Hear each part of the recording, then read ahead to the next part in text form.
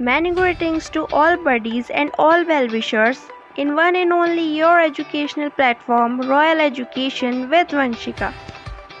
If you are new to my channel, then please subscribe to my channel and press the bell icon for further updates. Like my video and share with your friends. Let's begin.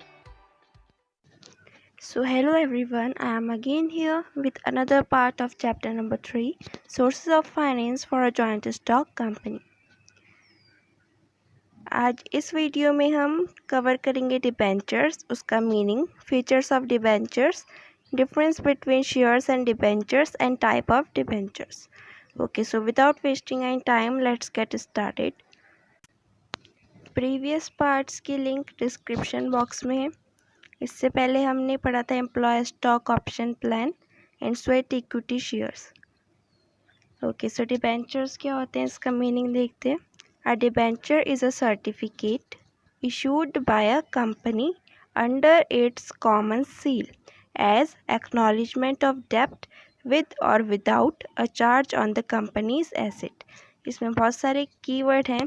A debenture is a certificate. वो एक certificate होता है जो company issue करती है under its common seal. Common seal is a keyword as acknowledgement of debt with or without a charge on the company's asset.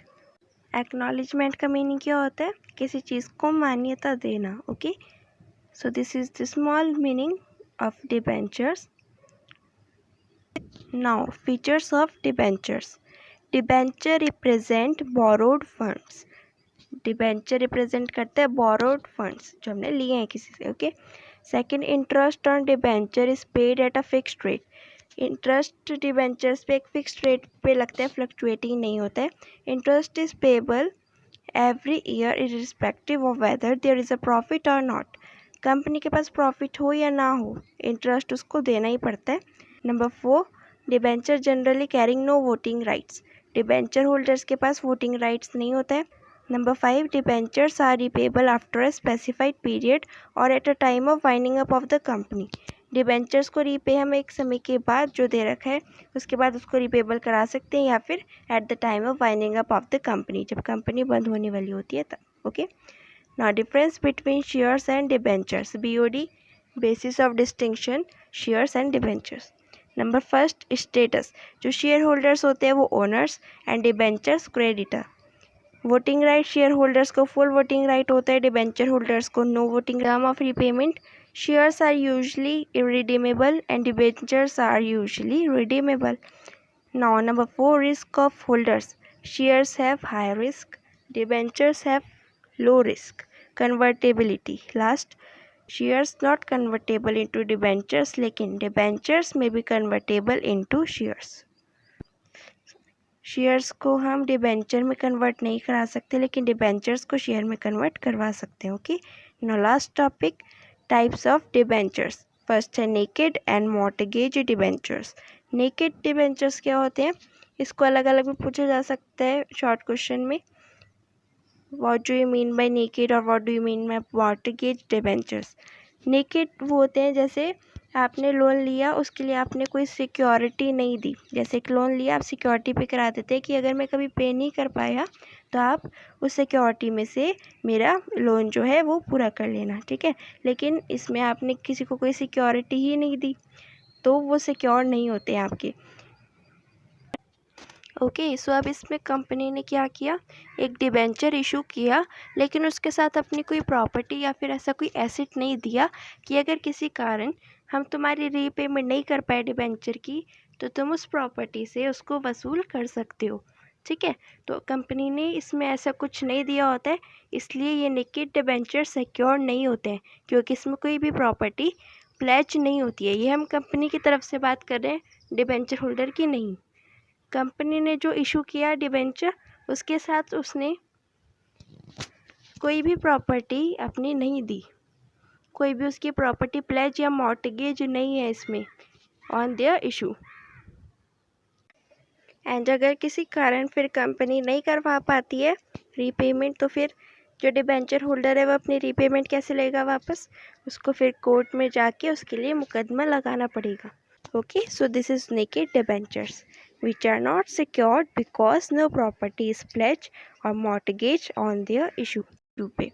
Okay, they are more promises to pay. In case अगर आप नहीं दे पा रहे, in case of default the debenture holder can merely sue the company for recovering their money.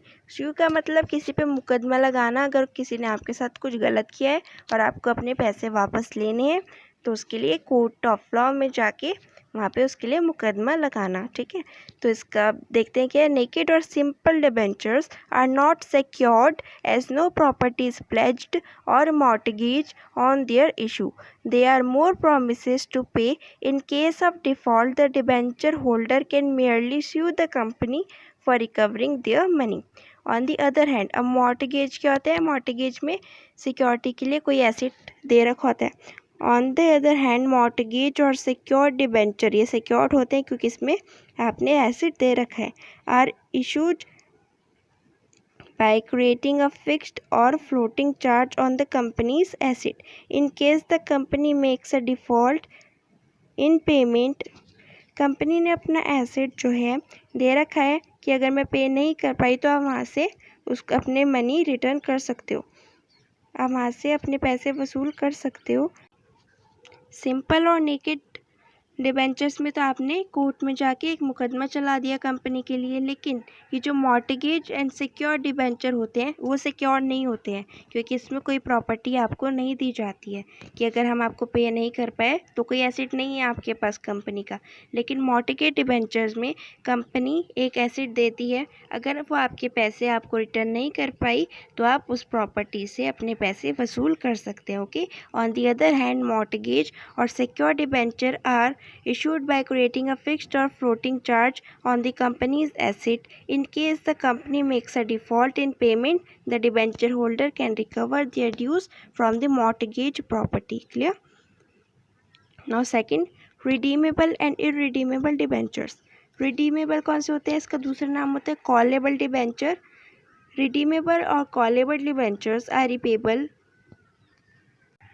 Redeemable होता क्या है? Repayment, अपने डिबेंचर्स के रीपेमेंट कराना.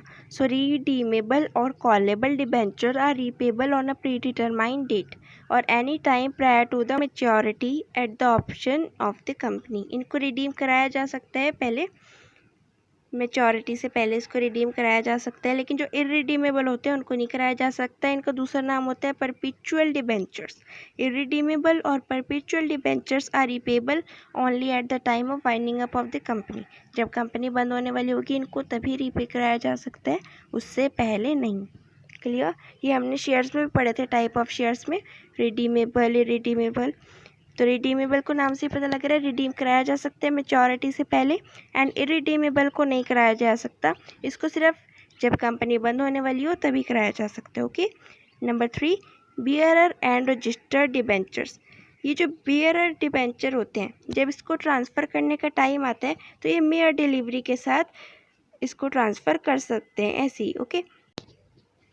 जो रजिस्टर ऑफ डिबेंचर होल्डर होता है उसमें इनका रिकॉर्ड नहीं रखा जाता है. बेयरर डिबेंचर्स का रिकॉर्ड उसमें नहीं होता है रजिस्टर ऑफ डिबेंचर होल्डर, इसलिए जब इनको ट्रांसफ़र करना होता है तो ये मेयर डिलीवरी ऐसे ही नॉर्मली ट्रांसफ़र किए जाते हैं क्योंकि इनका रिकॉर्ड नहीं होता है रजिस्टर में. Okay. No legal formalities are, कोई लीगल फॉर्मेलिटी नहीं रिक्वायर होती है इसमें for transferring them, and no formal notice और intimation of company is necessary. ये ऐसे ही नॉर्मली ट्रांसफ़र हो जाते हैं. क्या है देखते हैं. Bearer debentures can be transferred by mere delivery, as no record of such debenture is kept in the register of debenture holders. No legal formalities are required for their transfer, and no formal notice or intimation to company is necessary. Company को कोई formal notice या फिर intimation देना ज़रूरी नहीं होता है. Okay.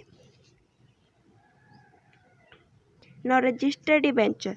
अब बियरर में हमने देख लिया कि रजिस्टर नहीं होते हैं, रजिस्टर ऑफ डिबेंचर होल्डर्स. लेकिन जो रजिस्टर्ड डिबेंचर्स होते हैं वो रजिस्टर होते हैं डिबेंचर होल्डर्स में, और इन पे जो इंटरेस्ट होता है only pay to register holders, सिर्फ रजिस्टर होल्डर्स को इसका इंटरेस्ट दिया जाता है. और जब ये ट्रांसफ़र होते हैं ये वाले डिबेंचर तो इसके लिए कंपनी को इंटीमेशन देना ज़रूरी होता है। ये सिर्फ मेयर डिलीवरी से ट्रांसफ़र नहीं होते हैं, इसके लिए इंटीमेशन ज़रूरी होता है, लीगल फॉर्मेलिटीज़ भी लगती है इसमें। अब इसमें देखते क्या है, registered debentures are recorded in the register of debenture holders. Interest is payable only to the register holders.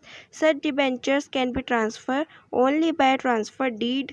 Transfer deed दोगे तभी ट्रांसफ़र किया जाएगा, और intimation to the company and not mere delivery, या फिर इंटीमेशन दोगे कंपनी को तब, नॉट मेयर डिलीवरी। सिर्फ नॉर्मली ऐसे ट्रांसफ़र नहीं होंगे। Okay, now last, convertible and non convertible debentures.